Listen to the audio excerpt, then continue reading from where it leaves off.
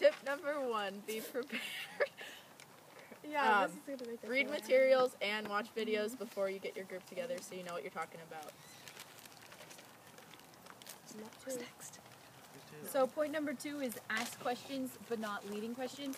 When you ask questions that make them think. Like, don't say, is the Holy Trinity a communion of persons? That's just a yes or no answer. Ask questions like, can you tell me what the Holy Trinity is? Just questions like that make them think, because they'll think for themselves, and you're not giving them all the answers. Tip number 3, do not give the answers. So, if you're talking to your group, let them come up with their answers, and yeah, just don't give them the answers. Genius. It's brilliant. Okay, I'm not 4. Caitlin is.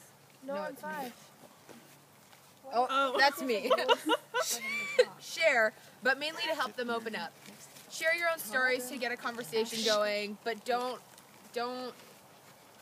share your own stories that might not be the best to share, like your own mistakes. Make sure you go through Josh first for the mistakes to know if they're appropriate to share or not with your group, and then get the feel of your group and help them to start talking. Because mistakes can be helpful if they're appropriate and if they show how you've grown.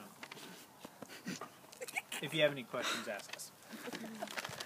Number 5 is goal is for them to talk. So ask lots of questions and do discussion questions to help them.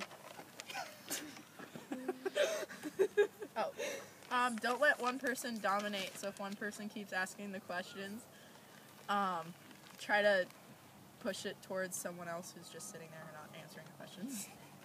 What is it? Affirm good points. Affirm good points. So when your girls or boys say something that you totally agree with or is like right on what you're talking about, tell them good job. That's it.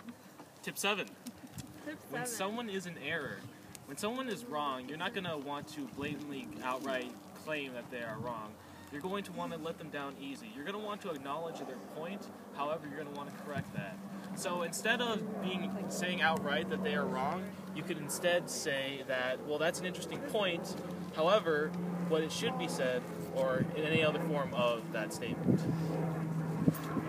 Tip number 8. That's right. Good. Tip number 8, call people who are not talking. That's kind of sensitive because sometimes people are too shy. If you call on them when they're talking, they get uncomfortable and they don't say anything anyways.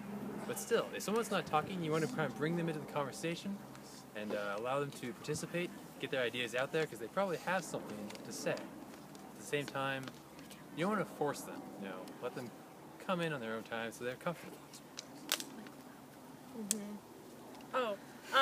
Make sure you have the people in your group read. What I think helps, or what a lot of people like, is popcorn reading. So have one person start first, and then after they're done reading a paragraph, have them call on the next person to read. Give time to journal. So be in silence so that they have that time to journal. Yeah. Next. Not me.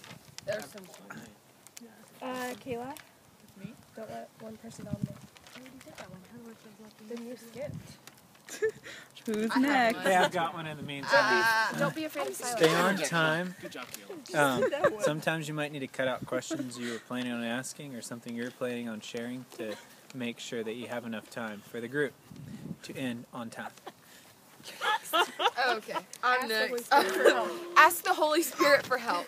Before you break off into your groups, make sure... What's happening? Make sure that you pray to the Holy Spirit and to help you, guide you through your lesson. Just pray. Who's next? Pray. The last one. Okay, well... Okay. What? For your group, make sure you tell them every time you leave that you would pray for them, and make sure that you do. Excellent. Good job. Okay, can you watch it out? How's that?